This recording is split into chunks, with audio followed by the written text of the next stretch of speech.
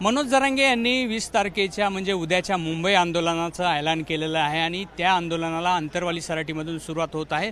मात्र दुसरीकडे प्रशासन देखील यासाठी सज्ज झालेलं आहे। हजारोंच्या संख्येने लोक या ठिकाणी येऊ शकतात। अंतरवाली सराटीतून ते मार्गस्थ होणार आहेत मुंबईच्या दिशेने। आपण बघत असाल तर पोलिसांचा एक खूप मोठा फौजफाटा या ठिकाणी तैनात केलेला आहे। बंदोबस्ताचं वाटप होत आहे।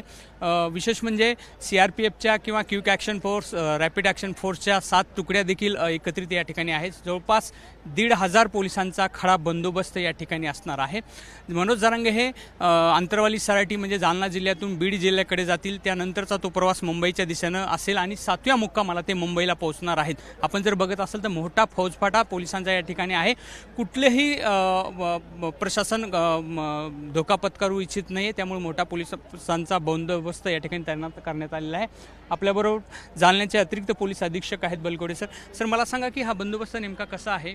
रॅपिड ॲक्शनच्या सुद्धा तुकडे असणार आहेत, आपण काय खबरदारी घेणार आहोत? मी प्रामुख्याने आपल्या सर्वांना कल्पना आहे की मागच्या बंदोबस्ताचा अनुभव सुद्धा पोलीस दलाला आहे। 14 ऑक्टोबरला पण सभा झाली होती, त्याच्यानंतर वेगवेगळ्या सभा जिल्ह्यामध्ये मागच्या 4 महिन्यामध्ये झालेल्या आहेत आणि त्या सर्वांच्या दृष्टीने पोलिसांचा प्रामुख्याने फोकस राहिलेला आहे की जे कुठलेही सभा असेल, आंदोलन असेल, आता उद्या ही यात्रा जी निघणार आहे तर येणाऱ्या लोकांना कुठल्याही प्रकारचा त्रास होऊ नये, त्यासोबतच कुठल्याही प्रकारचं वाहतूक व्यवस्था कोलमडू नये, त्यासोबत आंदोलन सुरू असताना इथं सामान्य नागरिकांनाही त्रास होऊ नये याच दृष्टीने पूर्ण नियोजन पोलीस दलांनी केलेलं आहे। याच्यामध्ये आपण ड्रोनचा वापर प्रामुख्याने करत आहोत। CCTV प्रमुख मार्गावरच्या रस्त्यावरती आपण लावून घेतलेले आहेत आणि बंदोबस्ताचं नियोजन करताना वाहतुकीची अडचण होणार नाही या दृष्टीने दोन्हीसाठी म्हणजे सामान्य लोकांना पण आणि यात्रेतल्या गाड्या वाहनांनाही या दृष्टीने आपण नियोजन केलेलं आहे। प्रमुख सर्वांची ठिकाणी हायवेवरची आहेत त्या ठिकाणचं आमचं एरिया डॉमिनेशन मोठ्या प्रमाणात फोर्सचं मोबिलायझेशन आपण केलेलं आहे आणि बाहेरनं सुद्धा आपल्याला जी मॅनपॉवर उपलब्ध झालेली आहे ती सुद्धा आपण अशा ठिकाणी वाहतूक नियोजनासाठी करणार आहोत।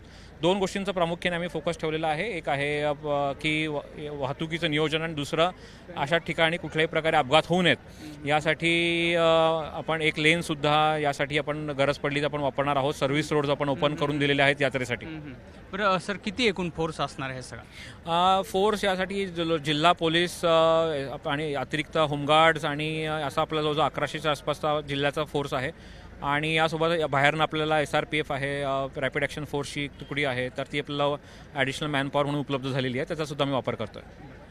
एकूणच आपण बघत असाल तर मोठा पोलीस फौजफाटा या ठिकाणी असणार आहे। याशिवाय कुठलीही प्रकारची खबरदारीमध्ये दक्षता बाळगण्याचा प्रयत्न या ठिकाणी होताना दिसत आहे। एकूणच उद्याच्या बंदोबस्ताचं प्रशासन देखील सज्ज आहे। कॅमेरामन धनंजय दारुटेसह रवी मुंडे, ABP माझा, अंतरवाली सराटी। ABP माझा, उघडा डोळे बघा नीट।